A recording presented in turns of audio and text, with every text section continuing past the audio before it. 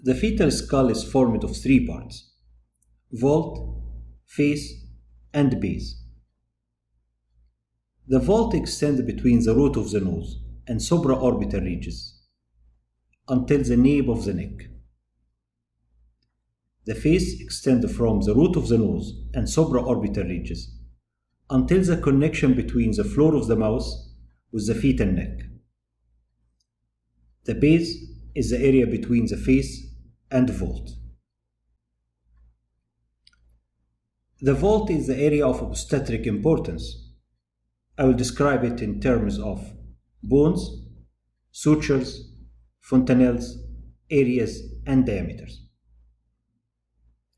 Regarding bones, there are two frontal bones, two parietal bones, two temporal bones, and one occipital bone. Sutures are non-ossified membranes that connect skull bones.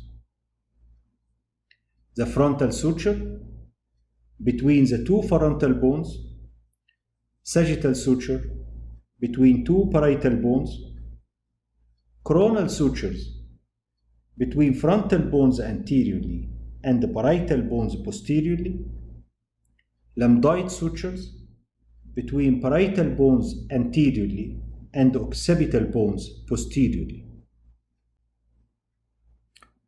Some sutures have no obstetric importance, like sutures between parietal bones and the temporal bones.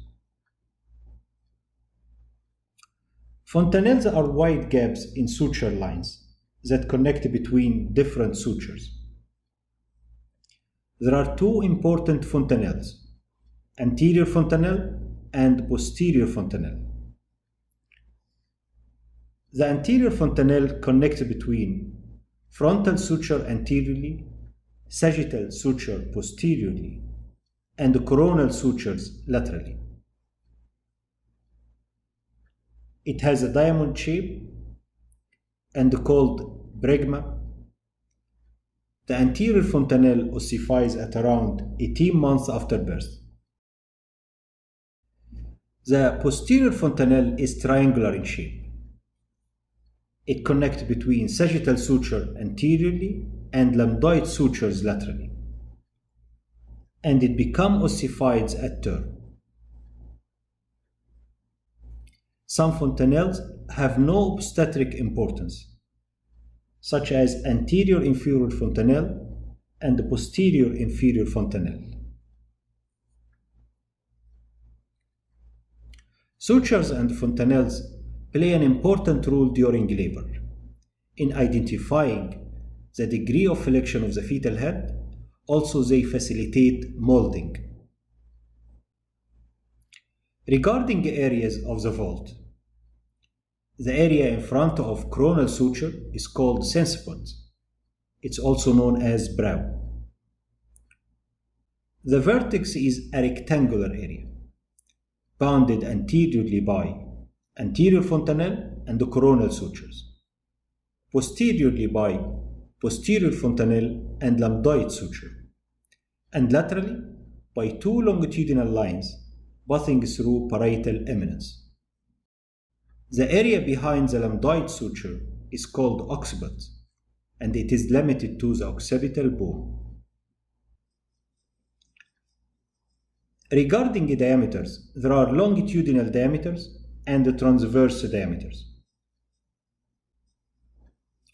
The presenting longitudinal diameter depends on the degree of flexion of the fetal head. If the fetal head is well flexed, the presenting diameter is suboccipito-bregmatic diameter. It extends from the nape of the neck to the center of the bregma and measures 9.5 centimeters. With deflexed head, the presenting diameter is occipito-frontal, which extends from the occipital eminence to the root of the nose, and it measures 11.5 centimeters. With extended head, the presenting part is brow, and the presenting diameter is meant to vertical, which extend from midpoint of the chin to the highest point on the sagittal suture. It measures 13.5 centimeters. With fully extended head, the presenting part is face, and the presenting diameter is subminto pragmatic diameter. Extending from the junction of the floor of the mouth with the fetal neck to the center of the bregma, and it measures 9.5 centimeters. Regarding transverse diameters, the most important is biparietal diameter, extending between the two parietal eminences, measuring 9.5 centimeters. It is the engaging diameter in all attitudes. Other transverse diameters include bitemporal diameter, extending between the two ends of the coronal sutures, and measure 7.5 centimeters. Bimastoid diameter, between the two mastoid eminences, and it measures 6.5 centimeters.